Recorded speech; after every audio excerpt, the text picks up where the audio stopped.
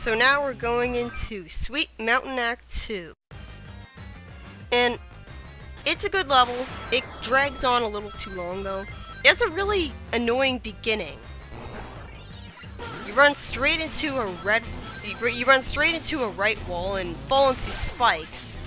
And then you realize, oh, I'm forced to use the red wisp here. So it was kind of an awkward beginning when I first played the game. In general, this is a better game when you played it for the second time, like especially with the missions. I died so many more times to the missions when I first played them. And this is one time where you want to fall down with the hot air balloon. I like how you don't have to stomp directly onto the enemies in order to kill them. Like you can just stomp, like your shockwave will kill them. It's so cheap being expected to dodge those Eggman balloons. Like the double jump doesn't exactly control the greatest, so it's pretty easy to get sent into those Eggman balloons and then get sent downwards or something. I fell a lot here, especially when I first played the level, so it's a good thing that there aren't any really bottomless pits.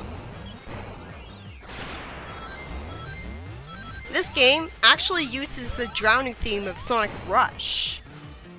Although it's a lot easier to find that out in a later level, because it's pretty hard to drown in Tropical Resort.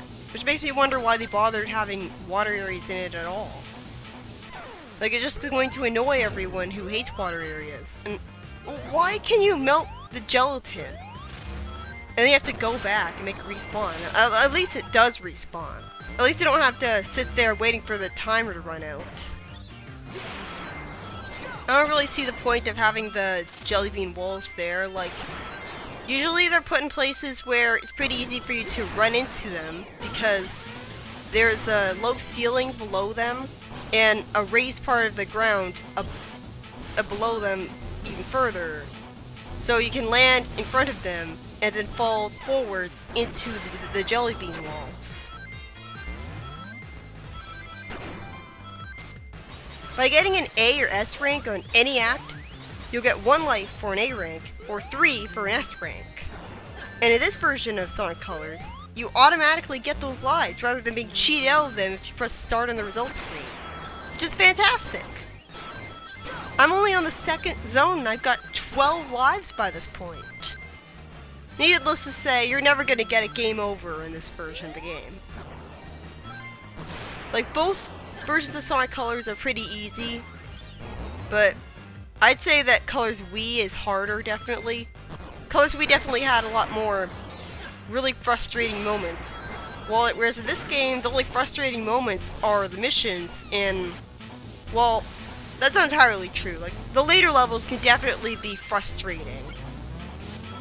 But, like, you can have so many lives in this game, so it's not like you can get a game over or anything. So is that at least. Like, there's a life system still, but it doesn't really matter. Like, I never had to go on an extended hour-long period of life grinding like I did in the Wii version. Why can't you stomp to fall faster here?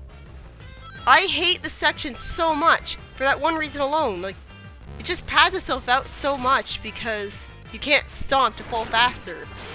And even if you could, like, there's so much in your way on the left side of the screen that I'm pretty sure if you stomped, you would just fall into an Eggman balloon or something. I don't know why it asked you to enter the Special Stage 2 again, even if you already cleared it. Like, the game should be programmed not to do that and confuse you into thinking that you haven't beaten the Special Stage, or that glitched out and forgot that you beat it. So what happened was I actually went back to play it again because I forgot that I already played it, and so that's why I didn't show that recording. But yeah, like, that really shouldn't happen. It's just confusing. I don't think any other Sonic game does that. This boss's weakness is the Flame Burst. And you can actually go to the top screen from the bottom screen with the Flame Burst and attack the boss that way. Which is pretty unintuitive since, like, no other boss fight lets you do that. So, I guess it's on me for not figuring that I could do that. Boosting into the things that it sends at you is a good way to damage it. I think that's the only way to damage it, actually. Like, you boost and it just brings it down. And I think you can damage it even more than normal just by attacking it like this. I think that every boss in the game has its own special way of dying.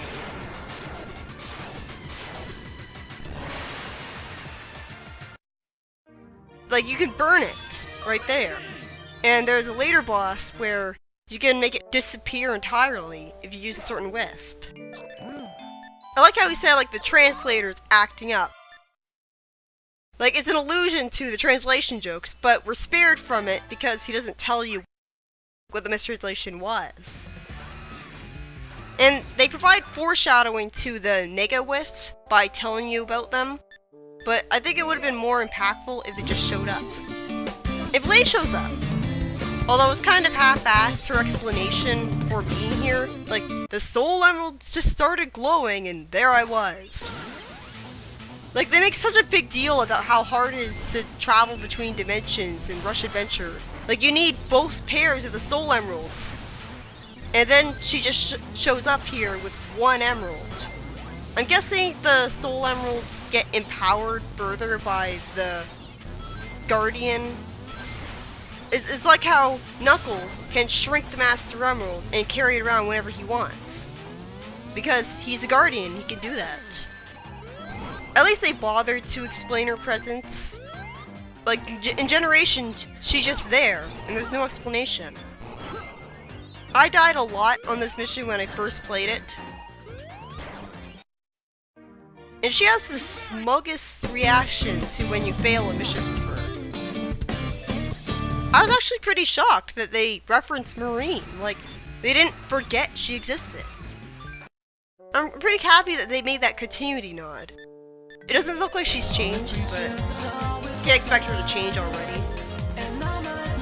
That reminds me of when he said in 06, the sky is beautiful, everyone's happy. Like, it's pretty heartwarming that it basically confirms that his future is a good future now. Because in Sonic Rivals, his future was all dark and fiery, and then he traveled back in time and fixed it.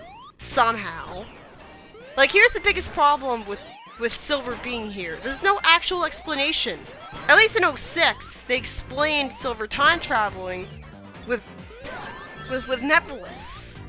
In this game, they don't even bother to give him a time travel gadget watch or anything. He's just suddenly there. Like, I traveled back in time just so I could experience this awesome amusement park. Because apparently, in the future, amusement parks don't exist. I'm guessing he read a history textbook and that's how he knew that Eggman's theme park wasn't lethal, except it is.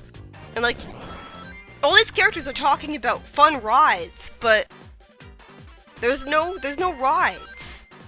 All I'm seeing is a level for Sonic to traverse through. I don't know what these characters are talking about with rides and why they're even going to Eggman's theme park to begin with. We never do learn exactly what Silver's future is like. We just know that it's a nice place. This is another mission that I had a really hard time with when I first played the game. You saw a purple wisp earlier because basically I beat all of the levels in the game and then I went back to the game to record all the missions. That's why you saw a wisp that we never saw before there. So that's good. You can unlock new wisps to make the missions easier.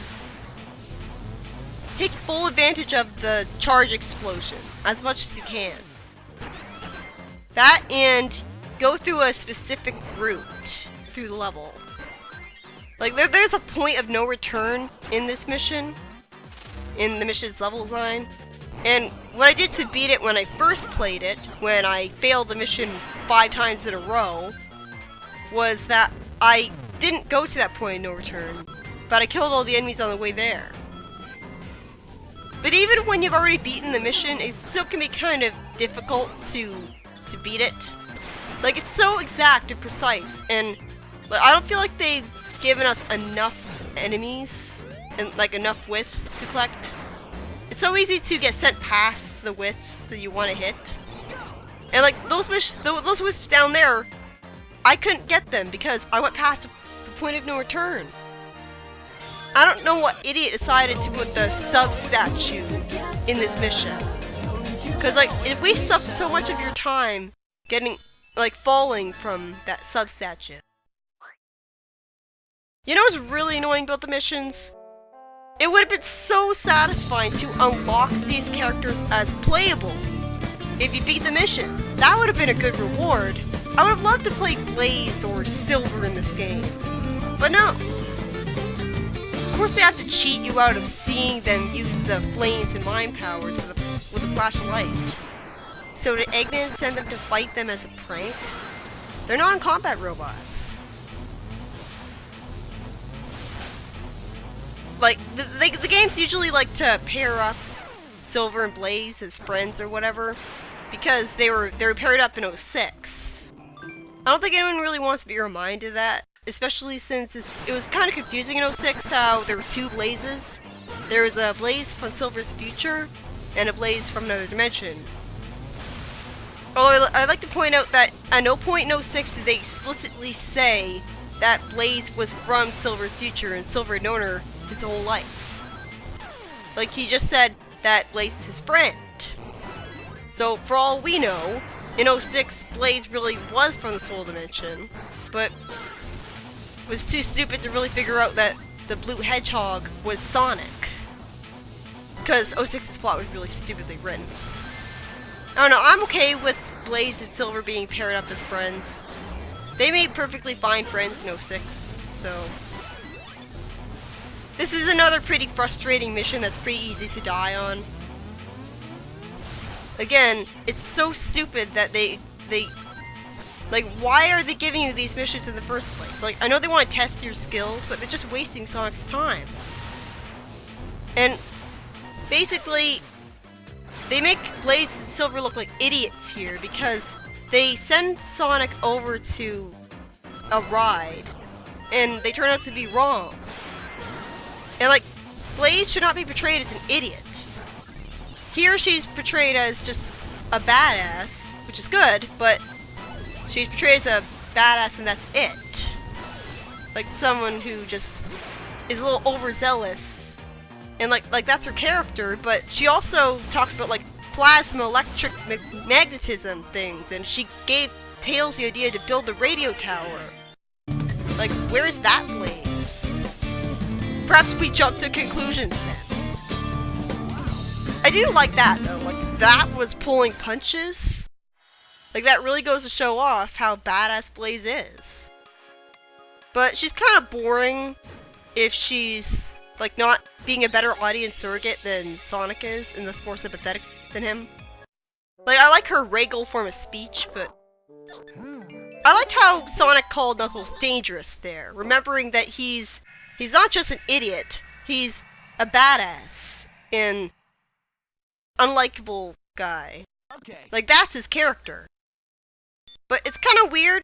I associate the Red Wisp more with having a short fuse and being angry and causing explosions.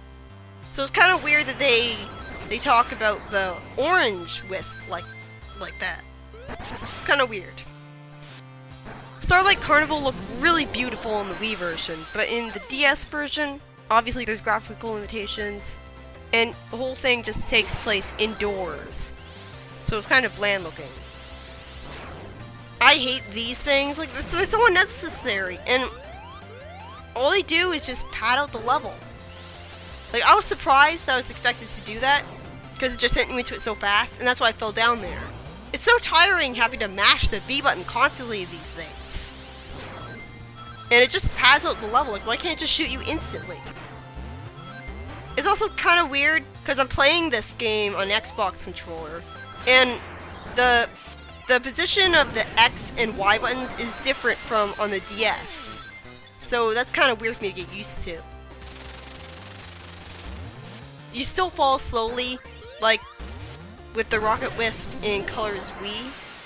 So you can still fall forwards and take shortcuts horizontally, but it's not as satisfying and not nearly as easy to... Like, the Rocket Wisp does two different things. You're better off when the Crusher Walls appear. Use the Rocket Wisp when the Crusher Walls are together. Like, it sounds counterintuitive. Like, the Crusher Walls are there, I shouldn't be using the Rocket Wisp. But trust me, that's really the better idea, because by the time that you rocket it up to them, they're already gone. And it's also less bland because you can rocket into these things that turn you around and shoot you another way. I was worried that would cause like cheapness, because it would send you into spikes and you'd be expected to dodge them and while moving freely in the air. But it's just a scripted sequence, so it's fine.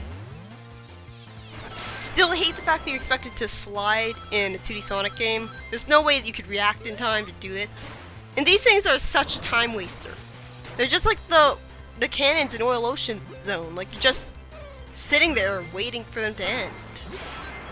I like how you're always on the very left side of the screen when you boost.